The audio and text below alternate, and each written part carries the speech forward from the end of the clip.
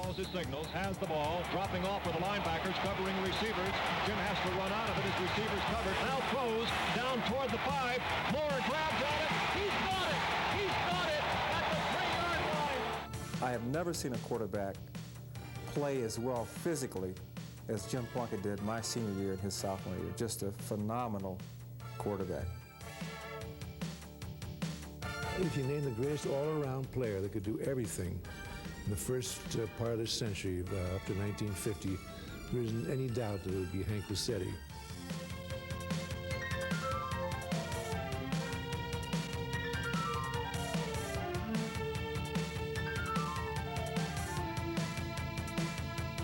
The turning point of that national championship season was Paul Carey's grand slam home run against Ben McDonald in the bottom of the 10th. Fastball hit high in the air, deep to left field, way back there, gone! A grand slam homer! Stanford wins!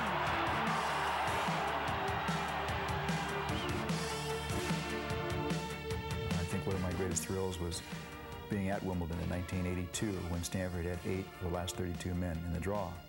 The next year when there were 4 quarterfinalists, 4 players reach at least the quarterfinals in Wimbledon. These things just send goosebumps up and down my spine when I think about how well these guys have gone on to do.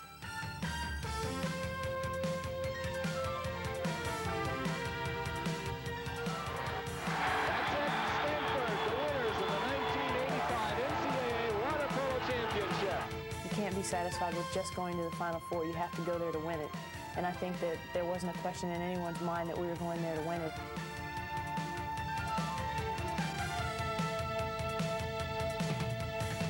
During the worst part of that game, the Georgia team waving at us on the sideline, waving programs as though we were book learners and sort of mocking us throughout the whole thing, only to have us turn right around and beat them. So that was a great win. Up court to Lichty with 8. He gets by McMillan. Lichty in the front court with 5, and Stanford is going to beat the #1 team in the nation. Do you believe it?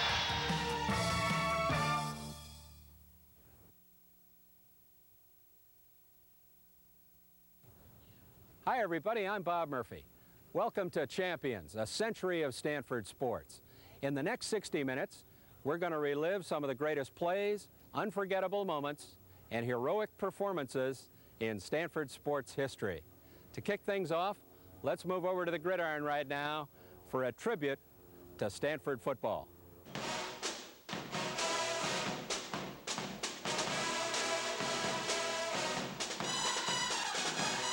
Saturday fall afternoons belong to Stanford football. The walk to the stadium, the band, the tailgaters, the team running onto the field to the sound of All Right Now.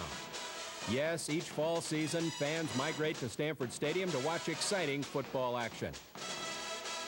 It's been that way for 100 years. On March 19th, 1892, Stanford journeyed to San Francisco to play a football game against the University of California. The legend has it that the young football manager for Stanford, Herbert Hoover, who would later become the 31st President of the United States, forgot to bring one of these, a football. When they finally found one, Stanford won that game 14-10, and the first big game was in the record books.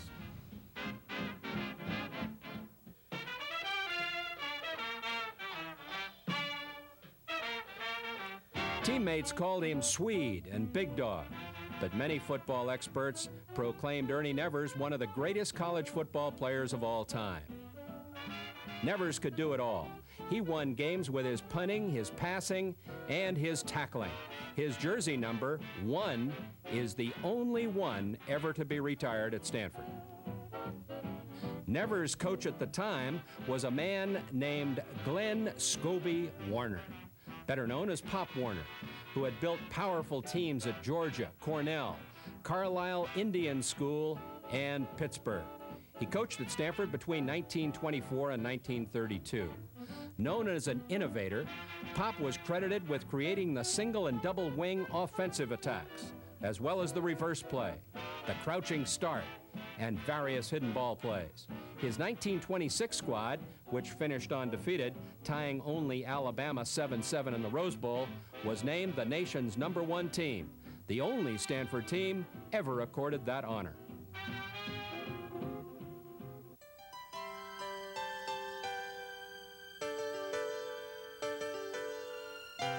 After the varsity lost to Southern California for the 5th straight year, Stanford's 1932 undefeated freshman football team made an historic vow: never to lose to USC.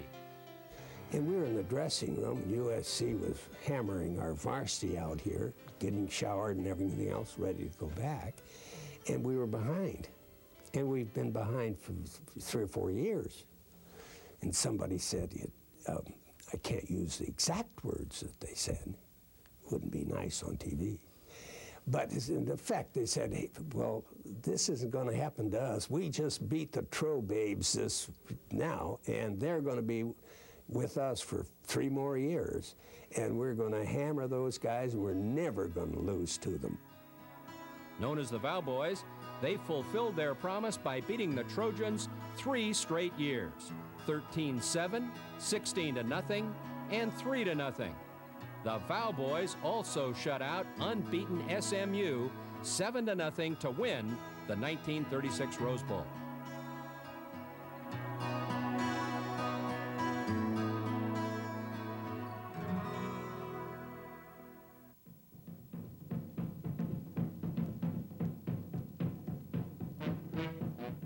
Stanford's 1940 Wow Boys were led by a new coach named Clark Shaughnessy, who had a new idea: to revive the long-forgotten T formation. The results were awesome. Led by All-American quarterback Frankie Albert, the Indians baffled all 10 of their opponents that season, including a 21-13 victory over Nebraska in the Rose Bowl. Thanks to Coach Shaughnessy and the T formation, the game of football would never be the same again.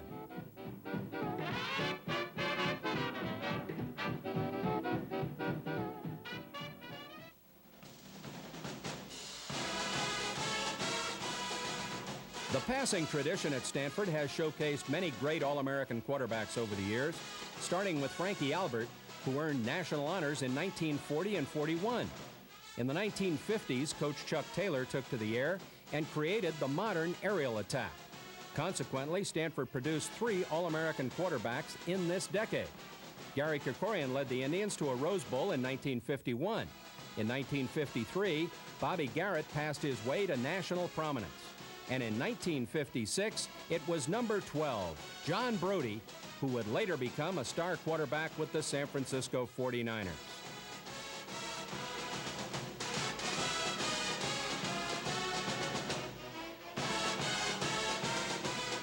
The 1970s featured 3 All-American quarterbacks on the farm.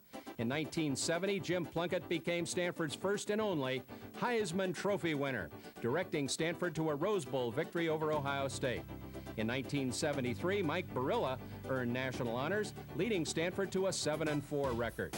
And in 1977, Guy Benjamin was the nation's top passer, guiding the Cardinal to a Sun Bowl victory over LSU. The Stanford passing tradition carried over into the 1980s behind rifle-armed quarterback John Elway. Elway was an All-American in 1980 and again in 1982.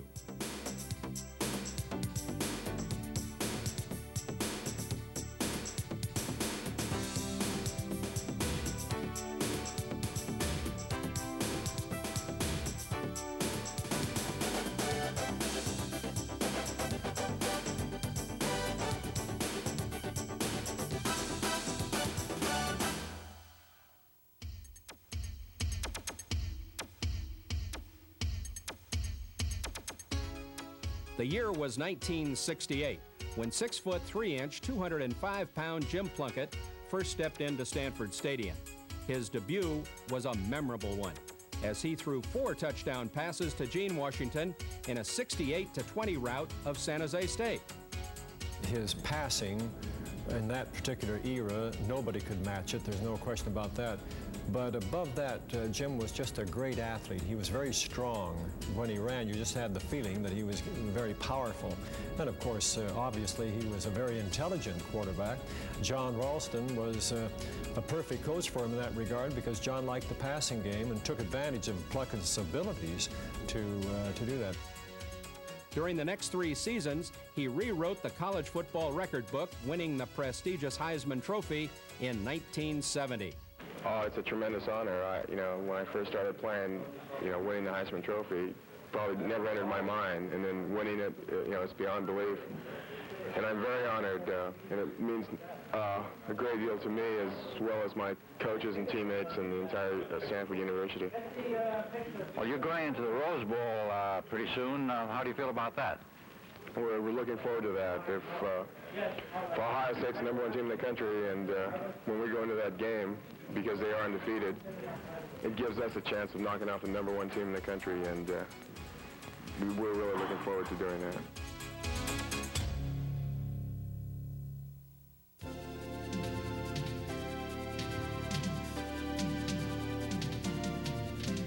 The pinnacle for every Stanford football team is the Rose Bowl. All in all, Stanford has made the trip to Pasadena 11 times with an overall record of 5 wins, 5 losses, and 1 tie. One of the greatest games occurred in 1971 when Stanford faced off against Woody Hayes and the powerful Ohio State Buckeyes. Most of the 103,000 fans who packed the Rose Bowl on New Year's Day gave Stanford little chance of beating the #1 ranked Buckeyes. Ohio State was favored by 13 points. The game turned out to be a battle between Stanford's passing game and the powerful Buckeye running attack. One of the key plays of the game took place in the 4th quarter. Ohio State was leading 17-13 and driving deep into Indian territory. They faced a 4th down, needing only 1 foot for a first down at the Stanford 20-yard line. Here's Stanford announcer Don Klein with the call. They need only a foot. As Rex calls the signal, Stanford puts 8 men up front. The handoff is stopped at the 20. We'll see when they uncall. It looks like Stanford is held. The key play on offense took place late in the game, with Stanford facing a 3rd and 16 at the Buckeye 37-yard line.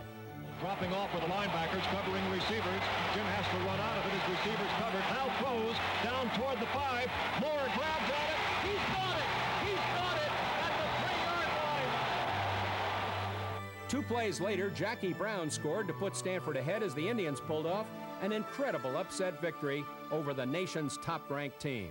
It was just a tremendous feeling. I think if we'd played that team 10 times, they probably would have beat us 9 out of 10. But that one day, they couldn't beat us. And there were a lot of just great efforts by a lot of different people, Dave Tipton, Jeff Seaman. I mean, the list goes on and on. And, couldn't be prouder of a group of guys than I was of that team.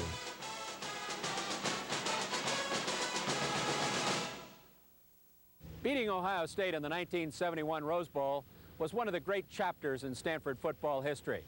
However, few would predict that Stanford would travel again to Pasadena the next year to take on the powerful and undefeated Michigan Wolverines.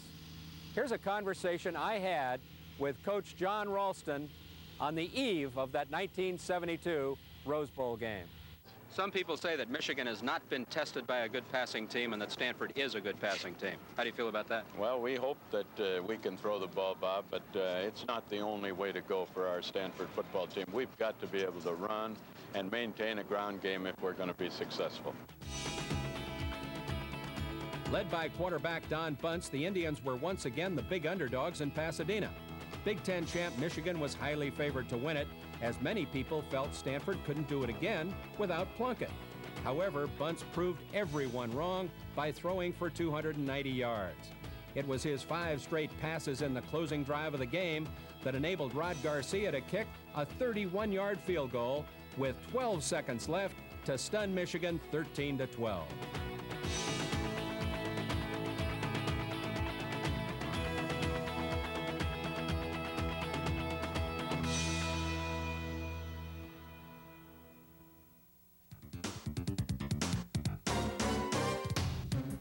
In the late 1970s, Stanford football entered a new age. Leading the way was Coach Bill Walsh. When I came from professional football to become the head coach at Stanford University, we installed the San Diego Charger offense and then some, expanded it from the professionals. Our guys were treated as men. When I came in, I said, we're not talking about anything. You're a man, I'm a man. We're going on first name basis and we're going to get something done. And we're going to test you physically, but just as important, mentally. They assimilated an offense that the professionals couldn't even assimilate. That we then took the 49ers and had great success. But in just a few weeks, we had the most exciting and the most successful and effective offense in college football. The Bill Walsh era featured an explosive offense with superstars like running back Darren Nelson, receiver Kenny Marjoram, and quarterback Steve Dills.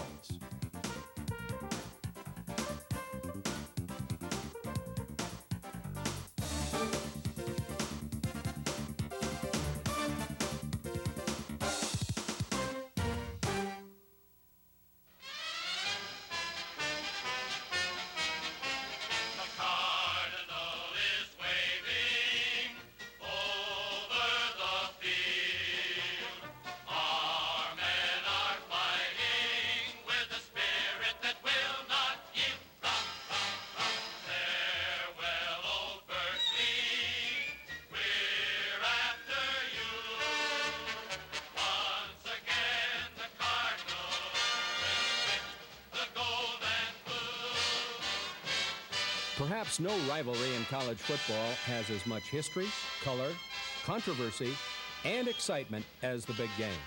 Stanford and Cal have been squaring off against each other since 1891. The cherished axe was first displayed in 1899 and has been a symbol of victory ever since. There have been many memorable moments over the years, featuring some unforgettable last-second heroics. In 1974, Mike Langford hit a 50-yard field goal on the game's final play to defeat Cal 22-20. 2 years later, the Bears led 24-19 with little over 2 minutes remaining, but fumbled on their own 2-yard line to set up a game-winning touchdown by Stanford's Ron Inge. Maybe the greatest comeback by a Stanford team took place in the 1990 big game. Here's how the announcers at KZSU called those final moments. The win in the 93rd big game. The snap, the kick is long enough. It looks good. It is! The Cardinals won. No time remaining. Stanford wins 27-25. The Cardinals won.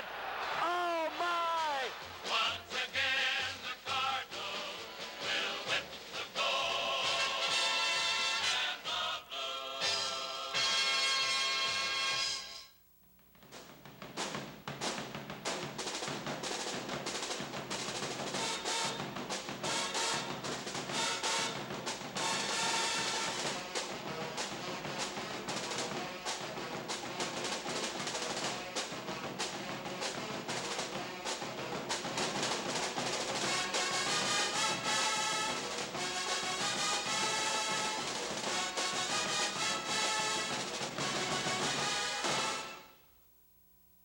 In the early 1930s, the game of basketball was played with a rather East Coast conservative ball control offense and man-to-man defense.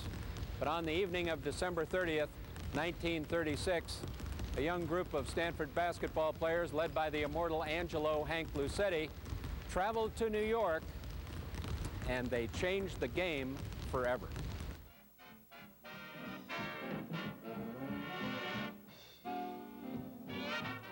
In 1936, Hank Luisetti and the Laughing Boys from Stanford traveled 3,000 miles to Madison Square Garden in New York City to take on Coach Claire B. and his powerful Long Island University team. Stanford with a 12-point lead. Hank Luisetti brings it into the front court once again. He's 15 feet away. The one-hand jump shot is up. It's good! He has 15 points on the night. Stanford will win it 45-31. Long Island University's 43-game win streak comes to an end. The Stanford Laughing Boys doing all the smiling now. What shocked fans even more was the introduction of the one-hand shot by Luisetti, as he became the first player to master this unorthodox style of shooting. We were the first ones out in the West to open up the game because even when I was in high school, we used to have to pass the ball a lot, using my shot, because most of the time the coaches, when you shot, you had to put your feet together, take a two-hand shot. Well, I was fortunate enough to have a coach. I started fooling around with the one-hand shot in high school. He left me alone, and so I scored a few points with it, but I was able to get around my man quicker, and also you can release the ball faster. Many coaches called his running one-handers freakish and fundamentally unsound. They were sure it would never last. Hank went on to become a 3-time All-American and a 2-time College Player of the Year, and his shooting style would change the game forever.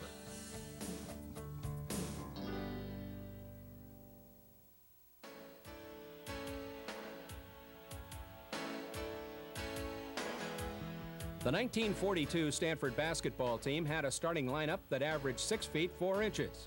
In an era when any player over 6 feet was considered a big man, the Indians were truly giants of their time. The starting 5 consisted of forwards Jim Pollard at 6'5", Don Burness at 6'3", center Ed Voss at 6'5½", guards Bill Cowden at 6'3", and Howie Dalmar at 6'4". Everybody was a center on that team in high school. The 2 guards, Burness and Cowden, myself and Jim Pollard, the All-American, and Ed Voss. But we were all centers, and a couple of us had to make the adjustments to the guard, but that was easy because there was everybody was so active and quick in that team. Along with their size, this incredible team had speed as well, as the Indians blazed to the NCAA finals against Dartmouth. Coach Everett Dean was without his 2 All-Americans, Pollard and Burness, who missed the final due to illness. It really didn't matter. Led by MVP Howie Dalmar, Stanford routed Dartmouth 53-38 to win the national title. Today, Roscoe Maples Pavilion is home to Stanford basketball. This is where great players like Rich Kelly and Kim Belton and Todd Lichty and Jennifer Azey have performed their magic. Over the years, there have been some great victories here. You might even call some of them miracles.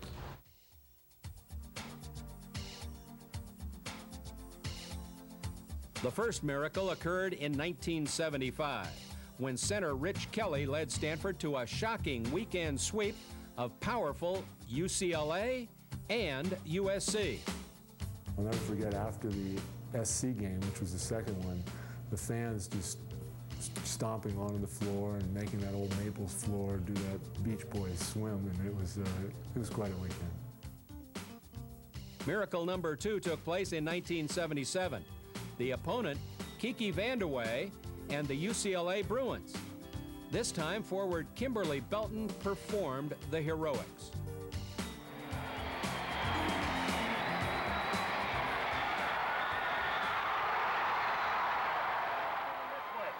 Okay? Hey, we can make it happen, man. We got momentum going our way. 44.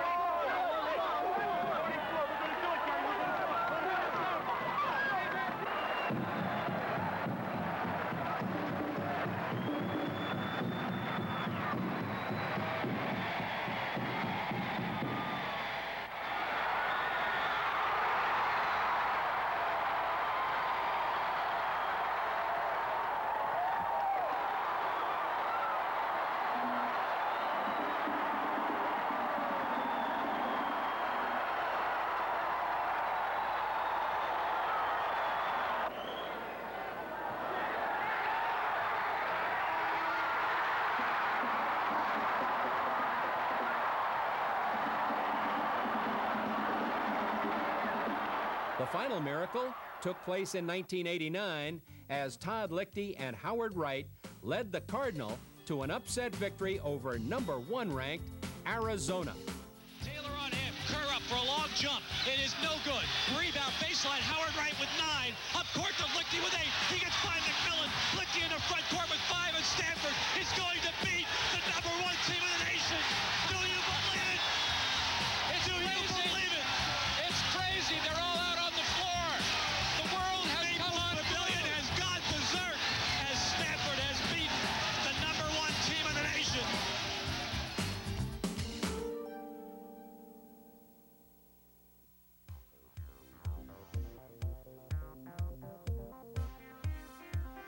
In 1896, the Stanford women's basketball team defeated Cal 2-1. Some 100 years later, the basketball program continues to win its games. However, the scoring has increased a little bit. If you talk about dream seasons, the 1990 team came as close to perfection as possible. We are Pac-10 champions. Let's play like champions. Work hard. Let's have fun, guys. Let's go. Have fun. Let's go Stanford. 1, 2, 3. Let's go Stanford! Coach Tara Vanderveer's club won 32 of 33 games and won the national championship. Along the way, they broke 50 Stanford and 40 Pac-10 and 10 NCAA tournament records. It was truly an unforgettable season. I think winning a national championship is something that you can't really put into words. You know, it's 4 years of hard work kind of paid off all at one time, and you know, I cared a lot about my teammates, and I know my teammates cared a lot about me, so it was kind of a really special time.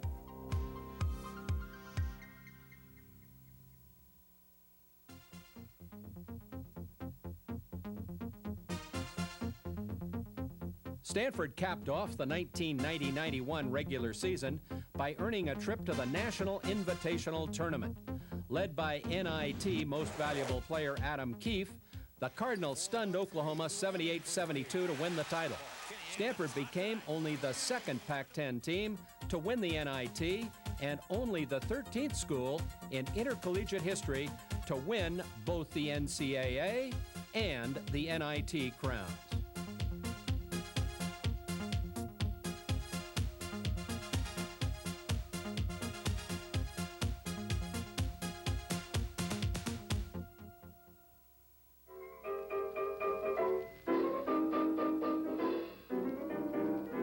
In the spring of 1892, not long after Stanford had played its first football game, a group of students organized a baseball team to represent the new university.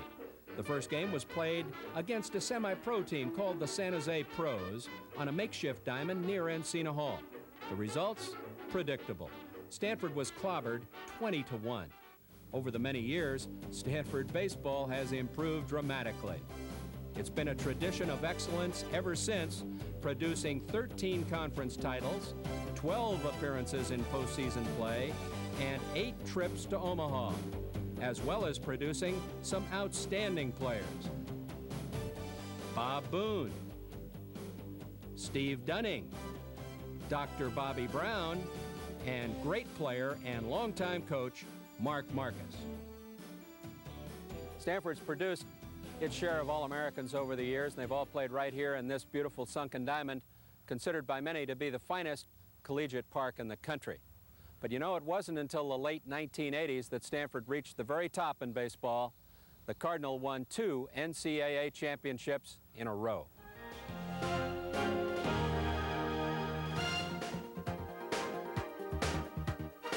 Stanford entered postseason play in 1987 full of confidence. They had a super pitching staff that featured Jack McDowell, and they had a potent offense with seniors Ruben Amaro and Toy Cook.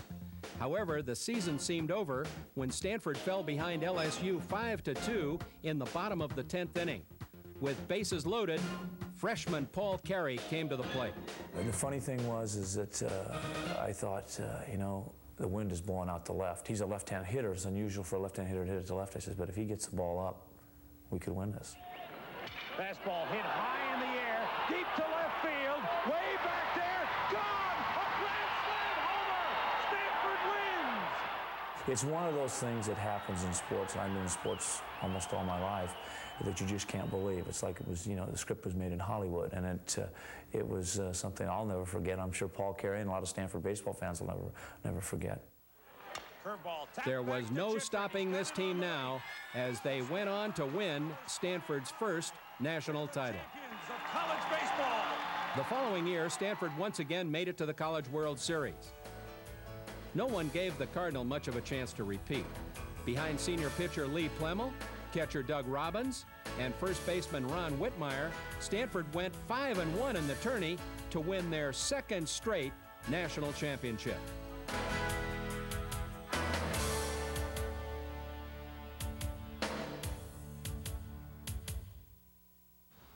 Right behind me is where John McEnroe and Roscoe Tanner and Tim Mayotte and now Jared Palmer have played their tennis. And it's where Patty Fendick and Kathy Jordan and Alicia Moulton and now Sandra Birch have played their tennis. So I guess the answer to the question is, when you take great talent, add to it great coaching, and then provide superb tennis facilities, you're talking, number one, about champions, number two, about championships, and number three, most importantly, you're talking about Stanford tennis. The word dynasty seems best to describe Stanford's tennis program. The architects of this tennis empire are Dick Gould and Frank Brennan, the Stanford men's and women's tennis coaches. They've created a winning tradition unmatched by any other university in the country. The NCAA just celebrated their 10th anniversary of women's athletics, and they named an all-decade team. And there were 5 Stanford players named to this 10-man squad. So starting off with just the NCAA champions that we've had, Alicia Moulton, Linda Gates, Patty Fendick, Debbie Graham, and Sandra Birch from our current team were also named to that all-decade team. So we had 5 of the 10 all-time best. When you talk about memories of Stanford, I go back to my student days. I think nothing can top the experience of being a student athlete at Stanford. And I look at it selfishly from that standpoint. And of course, I think that reflects in my recruiting. And I recruit with enthusiasm because I know what a wonderful opportunity a student athlete will have here. Dick Gould, when he was recruiting me, said, sure, you can go to SC or UCLA, and if you win an NCAA title, it means nothing. He says they win them all the time. But at that point, Stanford hadn't won one for 40 years. So he said, it's a challenge, we can start something. The men have won a total of 11 team titles, while the women have captured 7 NCAA crowns. The list of champions reads like a who's who of tennis. Tanner, McEnroe, Mayotte, Moulton, Fendick, Birch, and that's just to name a few. Here's a list of all the NCAA men's and women's singles and doubles champions.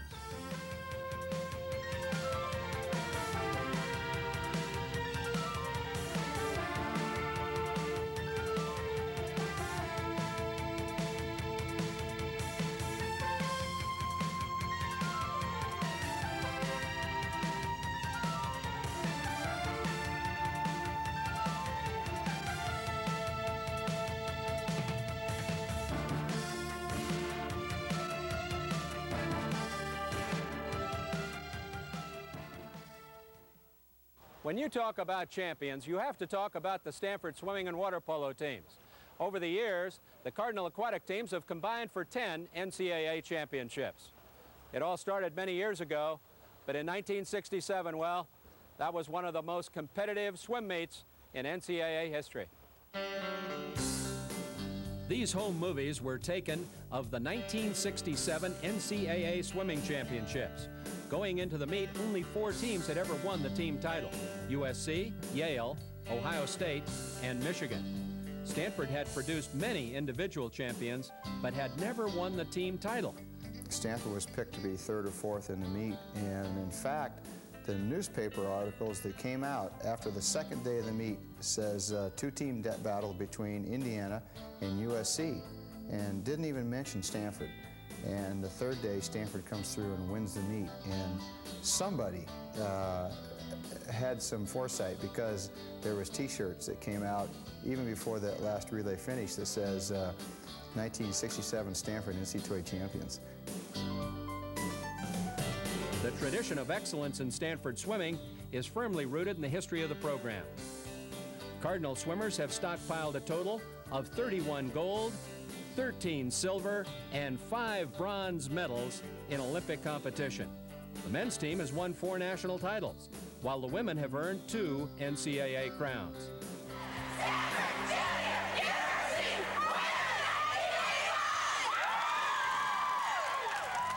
The list of individual champions is a long and proud tribute to an outstanding program.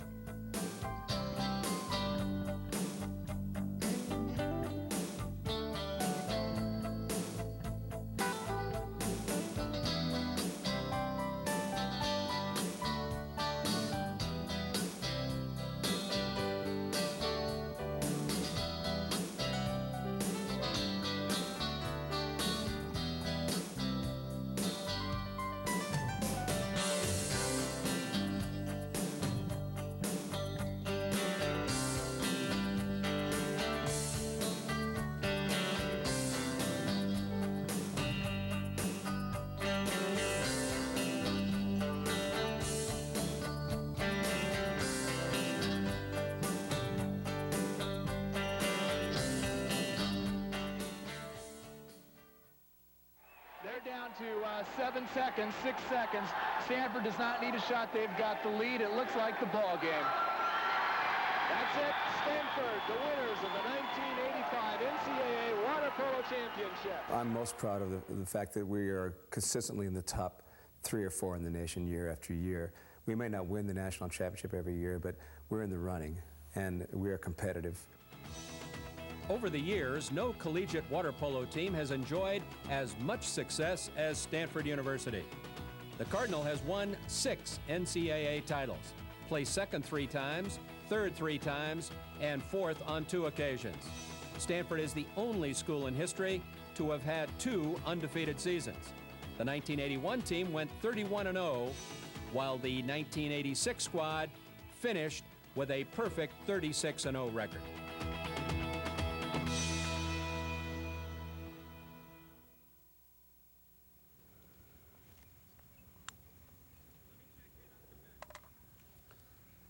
You know, one of the nice things about being a Stanford athlete, marvelous facilities. This golf course has been rated one of the best in the country since it was built back in the 1930s. I used to spend a lot of time here as an undergraduate, still happened by here on a rare occasion.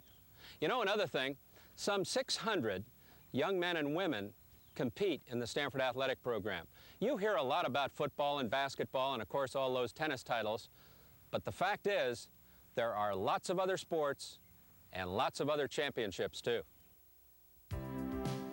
In golf, Coach Eddie Twiggs guided Stanford golfers to 6 NCAA team championships between 1938 and 1946.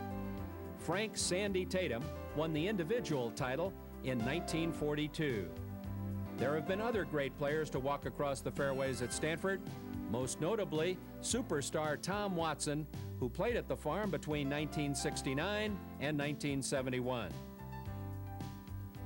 Stanford athletes have also won NCAA individual titles in fencing, Nick Braven, 1990, foil, and 9 individual titles in men's gymnastics.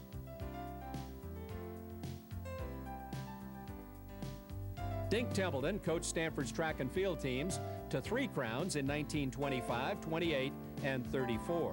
Over the years, Stanford's track and field program has produced some outstanding athletes. We now honor these individual NCAA champions.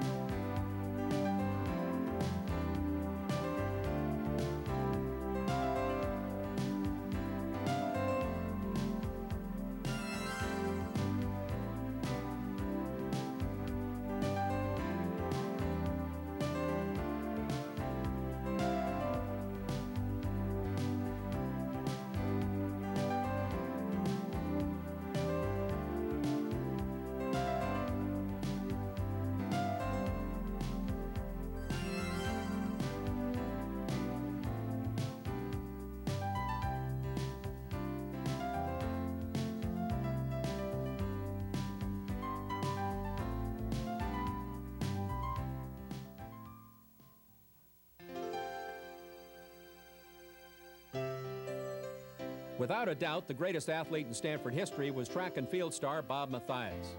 At 6'3" and 200 pounds, Mathias was a virtual one-man track team. Mathias became the only man in history to win the Olympic decathlon twice, at the 1948 and 1952 games. I think I was really lucky in '52 because I was a junior at Stanford. Had a great coach, Jack Weyerhaeuser, Ray Dean, and some other team members. And of course, Stanford had a good track schedule. So my situation there was I had a coach, a good place to train. The athletic department sent us on other competitions, so we didn't have to worry financially about getting to a meet. So everything was really ideal in '52. What some people might forget is that Bob Mathias was also a heck of a football player at Stanford. Mathias deep, receives the kick at the 4, follows his blocking. Beautifully coming up the right side. He might go all the way. Frank Gifford has the last shot at him. He'll ramble all the way in for an amazing 96-yard touchdown.